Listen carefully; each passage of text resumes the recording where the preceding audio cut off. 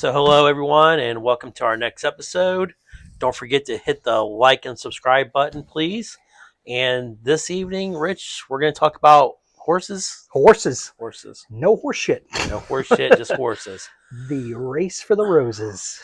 Right. So, as we said in our last video, big party coming Mhm. up. So we're trying to build up to that and get this going. Let everybody know. I love that when we were over your house last weekend, everybody kept talking about the next party at your house, Yes. which is the Kentucky Derby. I just stroked out right there. The Kentucky Derby. Yep. This is I think it is the longest sporting event.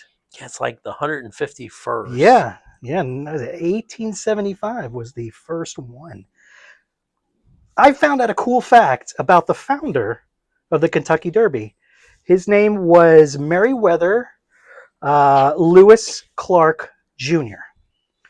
This was one person? This is one person back in 1875, and he is the grandson of William Clark of Lewis and Clark, the Expeditions, that discovered this country kind of thing. The Pocahontas story. I don't think that was Pocahontas. Well, he wasn't. Lewis and Clark wasn't Pocahontas. That was Will Smith. Wow, fractured history right here, baby. Yep. But yeah, so now we'll be talking about the horses and betting. You know, betting is huge. I do want to point out the great bourbon that we have with us tonight. This has a nice little travel story, doesn't it? Yes. This bottle in particular. Yes, this actually came from a friend I work with. Went to Tennessee this past weekend. Picked up a couple bottles, brought this back, gave it to me today, said, hey, I haven't tried it. Apparently Penelope is an up-and-coming bourbon that is all the rage right now. I will say, I mean, it does say wheated on the label, which I've never heard of that before. Do we know what any of that means yet? I didn't get a chance to read a whole lot about it, but it's not. It hasn't been around for very long. This company, but they're really making some strides. This is a very sweet bourbon. It's kind of dessert bourbon. Yeah. Yes. If that's a thing. I think it is. Whipped cream on it. Yeah. But I like it. I can see, and they have a whole lot of selections. They have some that's toasted and everything. And after this, I'm gonna say I'm gonna get more. Yeah, I don't blame you. He brought it. Did he go to the store or go to the distillery? No. There is a couple locations in Tennessee, I believe, that he went to and found this. Oh, okay. So perfect. Yeah, this is great. Speaking of drinks, the big drink for the Kentucky Derby is the mint julep. Yes. I feel like this would be a good slant on the drink with how sweet this is with the mint and the sugar. Yes. I think this would make a great mint julep bourbon. Penelope, good job. Yeah. To match this, I got us kind of a dessert bourbon or a dessert cigar. Yep. It's a bourbon flavored. It's M by I can never pronounce this name. Macanudo. I got it right. So it is bourbon flavored, and when you were telling me about this bourbon, I was like, all right, I got a good cigar that hopefully will pair well with this. What do you think of this one? I like it. They have another version, which is this mocha, and the smell of it doesn't smell like any other cigar I've ever had before, and it smells more like a coffee break. But this one's pretty good. Yep. This one's good. Yep. I have a couple of these in the humidor at the house. Really? Well, then I picked well. You did. Well, I welled. Yep. So the race is called the Race for the Roses. For the Roses. And the reason is the winner horse gets this blanket of roses that they put on. And the track, of course, is called the Churchill Downs. And, Meriwether. What a weird name. Meriwether. Imagine if I was calling you that. Right. But you'd be used to it. Yes. Yeah. What would be your short for that? Weather or Mary? Probably Mary. Mary. That tracks. I know I'm excited to watch it this year, Mm-hmm. and I feel like the Derby is actually becoming more popular. Is that? I mean, more popular. More people are interested in it. Yeah, I think so. Or maybe we just are, and starting to notice. Because I've never really watched it. The greatest 2 minutes of sports is what they say. Is it 2 minutes or 90 seconds? It's around 2 minutes, I guess. This whole ado for 2 minutes of race. I've also discovered that there's a weird food called burgo that's served, and that's traditional Kentucky Derby, which is chicken, steak, pork, vegetable stew. We won't be making that. No. We will have many different platters or plates there, but there will not be any stew. I'm definitely making horses in the blanket. Or glue. Or glue. Or glue. Speaking of which, when those horses retire, they have better lives than most Americans. They have it pretty good. Jeez. Yep. They get massages and their nails painted. They're worth a lot of money. Mm-hmm.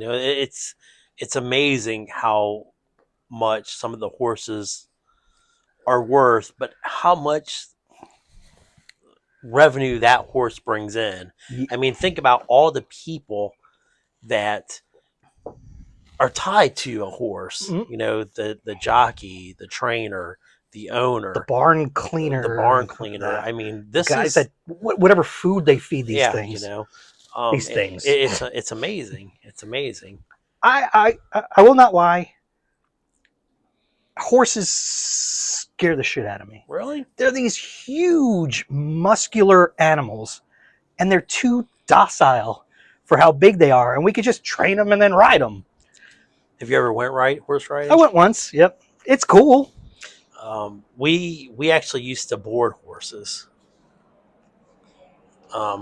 Next time you're over at the house, guys, talk to Nikki and ask her to show the photos of the horses and everything. And we used to show D4H really horses. Yeah, that's cool. Did you dress them up and do the little braids? We had all kinds of tricks with them. That's cool. But I used to love to go riding. Did you able to do the when the horse goes up thing? I mean, I was never that good at it. But for the horse breeds that we had the Welsh ponies. We did have one Arabian. That's it was red, and that horse was wound for sound. Really? Yes. We had a couple of paints and a couple Palominos. Like, I'm so confused. This is so new to me that you're telling me this story. Yeah. Like how old were you when you had these? Don't say like it was just last year. No, probably 4th, 5th, and 6th grade. Really? That's nuts. Yeah. So you had motorcycles and you had all the horsepowers. I had a lot of horsepower. Yeah. But I mean the love that people have for horses and doing this derby thing is great, I think. I lived in Palm Beach near Wellington, which is the biggest horse events because they do the dressage and the polo where what's his name from The Fugitive? He owns a team that plays out there. Lee blah blah blah. Not sure who it is. The one-armed man. Not sure who that is. Tommy Lee Jones. Tommy, okay. Yeah, Tommy Lee Jones. Lee. God, that's an old movie there. Yeah. That's an old movie. And so my company sponsors one of those, the jumps. So we always got tickets to the office, and every once in a while I'd go and watch. And the polo is like standing next to thunder. It is so loud. Where are we going with this one? And talking about all the business, betting, horse betting, it is betting on the ponies. Yeah. Bet responsibly, everybody. Yeah. Because it is an addiction, and once you think you're up, that next day you might not be. Yeah, I'm always down.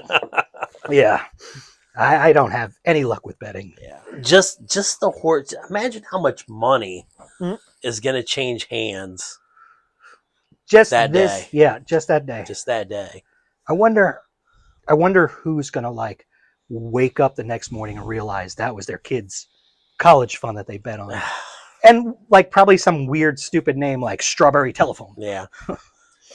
I know we have a little thing betting pool going, which we're still trying to figure out yeah, how to work it out. There won't be any wagers large enough for the kids to Yeah. go or not go to college Yeah. going on. If any of you guys have a suggestion, what is there, like 10 of us in the pool? Something like that. How to figure out, what do we have, 15 horses up on the board? I say throw a bunch of names in there and draw out a hat. So the Kentucky Derby is the kickoff of the Triple Crown. Okay. And 2 weeks later is the Preakness, and then 2 weeks later after that is the Belmont. So the first horse to win the Triple Crown was Gallant Fox in 1930, and that's where that term was coined. It didn't exist until that horse won all 3 races. Yeah. What was the one famous horse that won everything? Starts with an S. Secretariat. Secretariat. He was the fastest horse, 1973, and it was like a little under 2 minutes. I think that he won. I can't remember the actual time but he was the fastest horse for the Kentucky Derby. Seabiscuit. Okay. Well, I watched the movie. The only thing I remember is that Tobey Maguire was in there, and he didn't have his Spider-Man suit on. Wasn't like Seabiscuit like close to winning them all or something? I think so. I don't know. What do you guys remember? Now I got to watch the movie. Speaking of those horses, if you have a winning horse, you make more money after breeding it with those sire lines. Yeah. That is nuts. Like that, I guess it's just more of like, I don't know, passive income, I guess, if you look at other people's sex. I feel like mating. if you're breeding horses, yeah, that's probably just a secondary income for you. But yeah. Like after they retire, you could sire your horse. There you go. But what about the people that come out? I mean, there's always going to be people on different sides of the aisle. Is this cruel to the horses? Yeah. I don't know. I don't know what those outside of the main horses for those 3 races, how all those horse tracks that we go to watch to bet, I don't know how they're treated. I am sure, like the greyhounds, there might be some adoption. There's always going to be something stupid that somebody does that's going to be wrong. Yeah. And back in the day, they went to glue. Yeah, when they were done. Mm-hmm.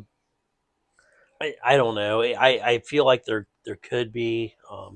There's nothing saying that the horses want to do that, but there's what else? I mean, what else are they gonna do? Yeah, I guess sit in the barn, right? So. I think it's a 2-sided issue. Mm-hmm. I know that those those stables where they just have horses because they love horses and go and trot around. I know that there's a lot of that. Where I used to live in Tennessee, there were people that just own horses, and instead of their cars, they use their horses. And it's weird when they hitch it up to a grocery store. Yep. Back to the betting, and another silly little Derby fact: the biggest, winningest spread for a horse was done a rail, and it was 1913. And if you bet on him, it was 91-1. So if you spend $1, you get $91. That is a lot, especially back then. I feel like I feel like we should maybe, because I think we have the gambling here in North Carolina. I don't know if we can do that with the horse race, but I would like to bet something on it. I mean, $10 or something. Something I want to do it. Big spender. Yeah, $10, $5, 15, 20. I want to do one of the, like, I guess it's called the trifecta. If 1 or 3 of your horses place, then you win some money. Then just, I guess, $10 on one horse, and then another 10. It's not going to kill me. I'll spend $50. I'll pick the winning horse. I'll win $10, but I'll lose 40 on the other bets. On the other ones, that'll be how it works out for me. Well, only down 40. Right. I really gotta say, this is really good. You mind if I pour another glass? No, go ahead. All right. And guys, this wheated, which I don't know what it means yet. We'll figure it out for next episode. Yep.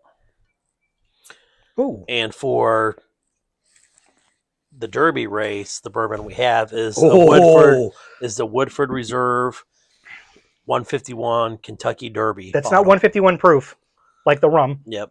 It's the year. Yep. And we'll show it. We'll show the bottle. It's really unique. I was able to snag it quickly. Yeah, where'd you find that one? Actually, I was able to find it here in town at our local ABC store. Good on you, ABC. Blind luck, they would say. Yeah. So apparently, I'm thinking they just got that order in, and I happened to just be there at the right time. Do you want to try it? And if we would have done a little bit more prepping, we probably would have done the mint julep, but we didn't because we're lazy. I think we'd try that with the mint julep. I think that's right, the right thing to do. Do we want to try a cheaper bourbon with the mint julep and save that just a sip? Because I feel like we're kind of wasting a flavor. There's plenty there. There's plenty there. And there's only like 3 of us that like bourbon. Anyways, two. We got Steph. Yeah, Steph does kind of like it. Another fun tradition for the ladies. They're the fascinators. And we have, for the party, the ladies are making some fascinators. Yeah, I hear. I also seen you got your hat. I do, and I was told I have to put it on my 3rd wrinkle. Oh, yeah? Yeah, or else it's too high up. Second wrinkle. Or else it's too high up and I look like Ralphie from the Honeymooners. So, got my hat for the Derby. I tell you, I really like those hats. I hope mine comes in time. Which one did you get? Well, I told Nikki to order me the plaid one, but I have yet to see anything about it. Now, I will say this. Nikki and I were out shopping the other night, and I came across a rack of those hats. These or the Scully? The Scullies. Yeah.